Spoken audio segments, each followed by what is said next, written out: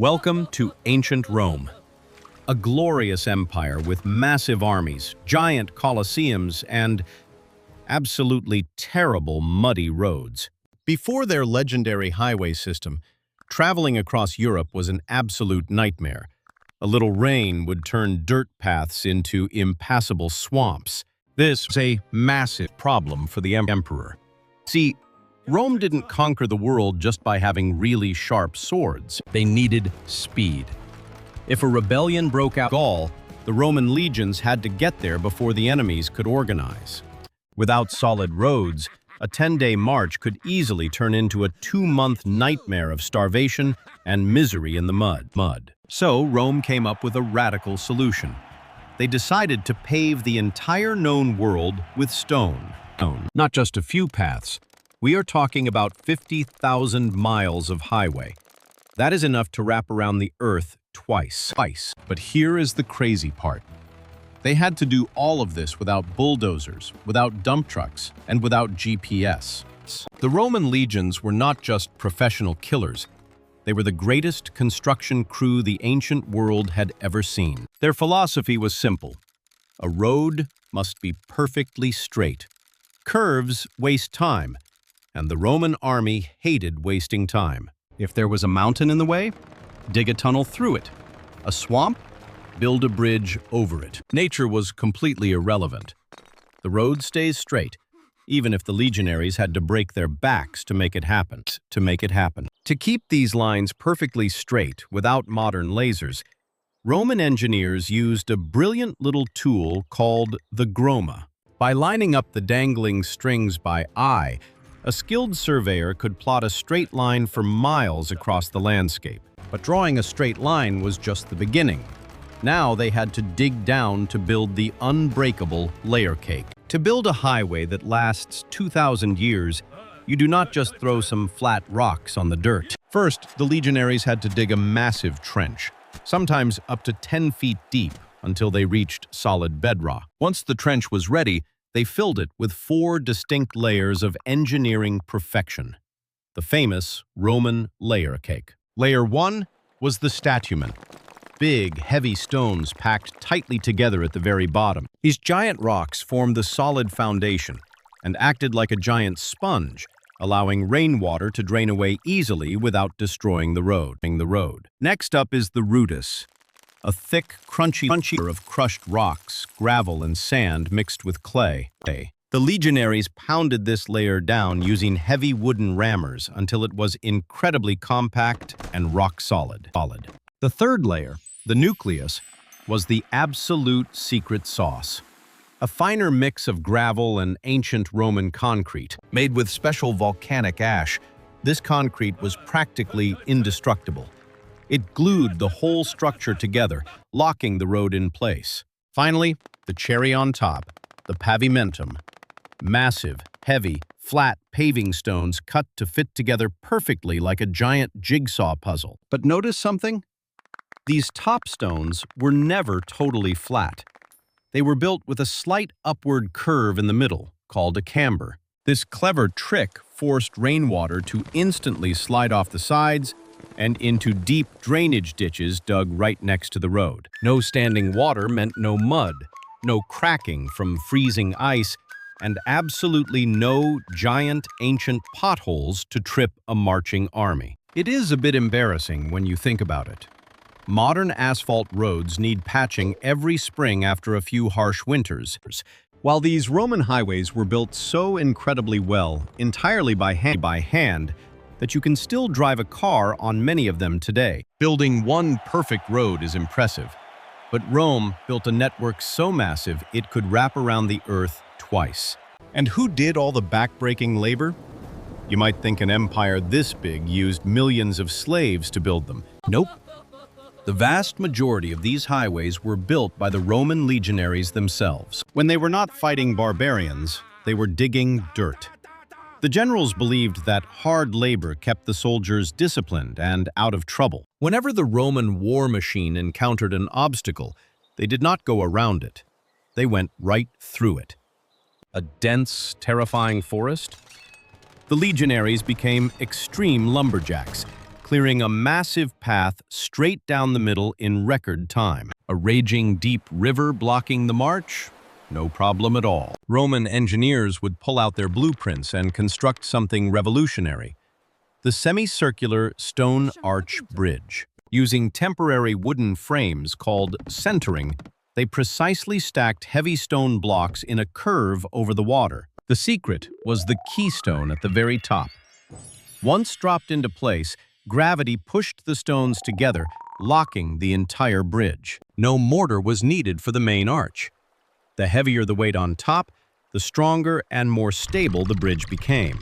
Many of these bridges were so incredibly over-engineered that they are actually still carrying modern traffic today.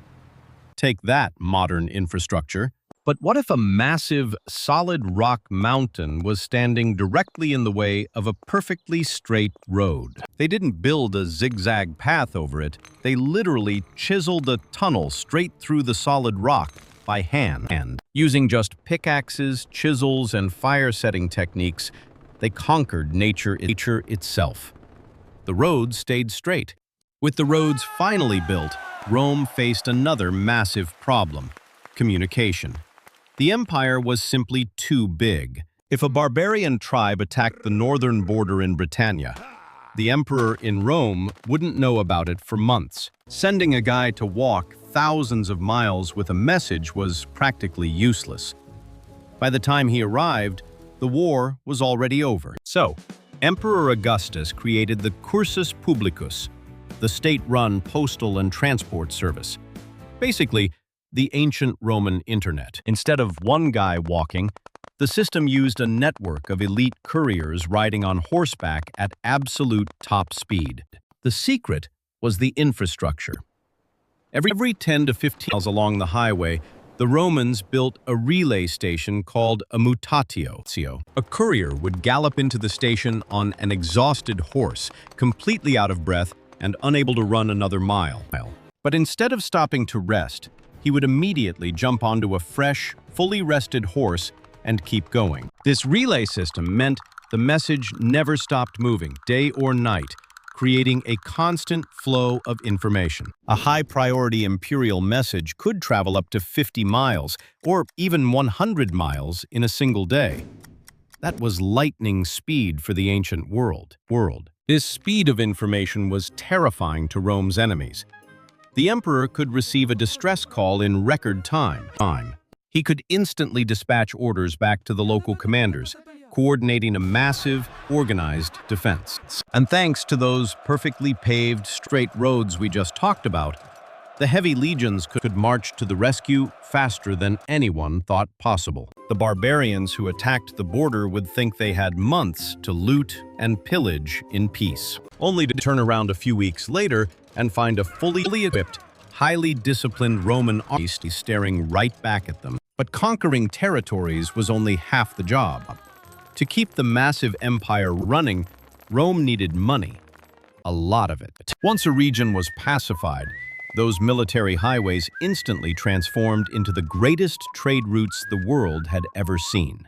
Olive oil from Hispania, grain from Egypt, wine from Greece.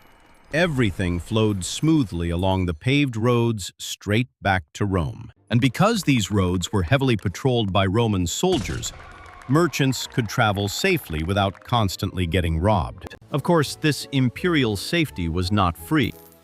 The Romans set up toll stations and customs houses at bridges and provincial borders. If you wanted to use their beautiful pothole-free roads to sell your goods, you had to pay the imperial tax. This created an endless cycle of wealth. The roads brought in massive taxes, and those taxes paid for more roads to be built.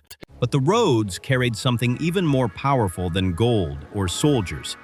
They carried Roman culture. Laws, Latin language, architecture, and technology spread rapidly across the provinces through this massive concrete network. Soon, people who were once bitter enemies started building their own Roman bathhouses, speaking Latin and acting just like Romans. The roads literally tied a fractured, diverse continent together into one unified Roman identity. To symbolize this ultimate control, Emperor Augustus erected a massive monument in the center of the Roman Forum called the Golden Milestone. It listed the exact distances to all the major cities in the empire. It was considered the literal center of the known world. This specific monument and this massive web of highways is exactly where the famous saying comes from. All roads lead to Rome. And for years, as long as you stayed on the paved stone, they absolutely did. To keep this massive machine running, the Romans did not just build roads and forget about them. They created a dedicated highway patrol. These officials, called curatores viarum, were ancient road inspectors. Their only job was to ensure the highways remained absolutely perfect. For centuries, this strict maintenance system worked flawlessly. But as we all know, nothing lasts forever. By the 4th and 5th centuries, the Roman Empire was completely out of money, dealing with endless civil wars and weak leadership. With the imperial treasury empty, the funds for road maintenance completely dried up. Nature slowly began to reclaim the stones. The road inspectors shrugged, dropped their tools, and simply went home. The toll gates were abandoned. Worse yet, the mighty Roman legions were called back from the borders to defend the capital, leaving the outer highways completely unguarded. The ancient internet went offline. The relay stations fell into ruins. The flow of information simply stopped.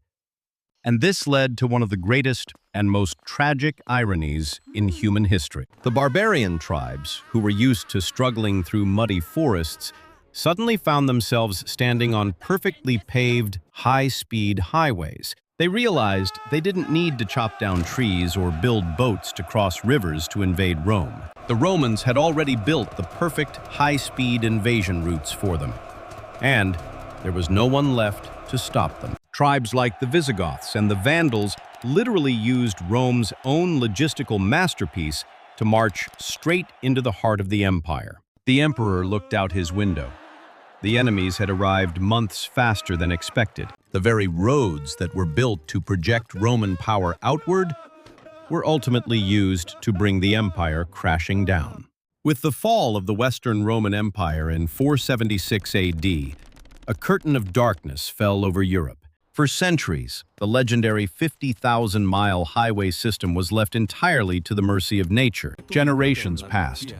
Eventually, medieval peasants living in the local villages stumbled upon these massive, unbreakable stone paths in the woods. Because all the advanced engineering knowledge had been completely lost during the Dark Ages, they had no idea who built them. In many places, local legends spread that these incredibly straight, massive stone paths could only have been built by magic, demons, or giants. Somewhere in the afterlife, thousands of Roman legionaries and brilliant engineers were collectively face-palming. Meanwhile, without the Roman network, travel in Europe went straight back to square one. Trade slowed to a crawl. Cities became isolated. A journey that took days under Emperor Augustus now took weeks of miserable slogging through the mud. The brilliant four-layer engineering system, and especially the recipe for indestructible Roman concrete, was completely forgotten. It was as if someone had deleted the main server of ancient engineering. Whenever medieval people tried to build a road, they usually just tossed loose rocks into the mud, which instantly sank and disappeared. It would literally take over 1,000 years, all the way until the 18th and 19th centuries, for engineers to finally figure out how to build multi-layered paved roads again. And honestly, even those modern roads often crack and fall apart faster than the ones built by guys wearing sandals 2 millennia ago. Today, if you walk through parts of Europe, North Africa, or the Middle East, you can still find them. Silent, unyielding paths of stone. The permanent footprints of an empire that refused to let nature or time stand in its way. In the end, Rome did not just conquer the ancient world with incredibly sharp swords and brilliant tactics. They conquered it with wooden shovels, crushed gravel, and perfectly laid layers of volcanic concrete. If you look at a map of Europe today, you will notice something absolutely mind-blowing. Our modern highways, railways, and major cities are still sitting right on top of the foundations built by those ancient engineers. They did not just build roads to move soldiers. They literally laid down the permanent physical blueprint for Western civilization. So, the next time you take a road trip across Europe, driving comfortably in your air-conditioned car, just remember that underneath that modern asphalt, you are likely driving right over the sweat, muscle, and engineering genius of an ancient Roman legionary. The Roman Empire may have collapsed. Its all-powerful emperors have long turned to dust. Its massive marble temples and fierce colosseums have been reduced to scattered ruins. But the roads? The roads survived, defying nature, barbarians, and time itself. They remain a 50,000-mile-long reminder from the ancient world that true power isn't just about destroying your enemy. It is about building something that lasts forever. If you found this ancient engineering journey mind-blowing and want to learn more secrets of the empire, make sure to march down there and hit that subscribe button with your spear. Thanks for watching Rome in Minutes. We will see you next time on the paved path.